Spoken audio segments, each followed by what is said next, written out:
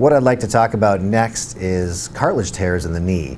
Primarily those involve tears of the meniscus. What that is, that's the soft cartilage inside the knee joint. There's two types of cartilage. There's the hard cartilage on the end of the bone, which is the gliding surface, and then there's the shock absorber or the cushion, which is the meniscus. That cartilage is the same as the cartilage in your nose, which is a soft, flexible cartilage, and that can tear over time. It can tear two ways. You can have a sharp twisting injury that can tear it, or it can be a tear of attrition, somewhat like bending a coat hanger 100 times and the metal finally snaps and bends. That's another way that a meniscus can tear. Typically that's diagnosed by MRI, and treatment options for meniscus tear are varying. We can go with something simple like anti-inflammatories and physical therapy, and sometimes your body can accommodate for the tear, or if it's a small tear it can heal and the pain will go away. Sometimes we can inject a meniscus tear with cortisone or steroids into the joint. That will calm down the inflammation and pain in your knee joint.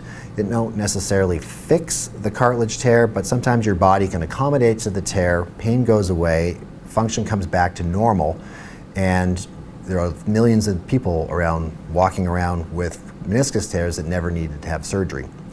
If we do all those treatment modalities and the pain doesn't go away, you're still having significant pain in your knee, swelling, particularly with squatting, crouching, crawling activities, repetitive trying to exercise or work out, those meniscus tears need to be addressed surgically. What the treatment for that is arthroscopic surgery, so it involves two incisions about this big on the front of your knee. That allows us to put the scope and the instruments into the joint and clean out the cartilage tear. We don't take out the entire meniscus.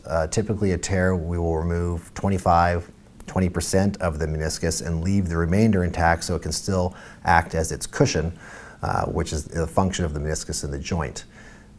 Taking out the entire meniscus, which was done in the 1950s and 60s, leads to osteoarthritis or in the joint 20 years later.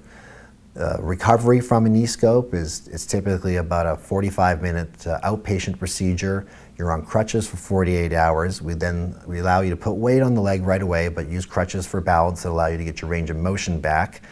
We'll give you a set of exercises and activities, which generally involves just walking or getting on a stationary bike to get your range of motion so you don't get stiff.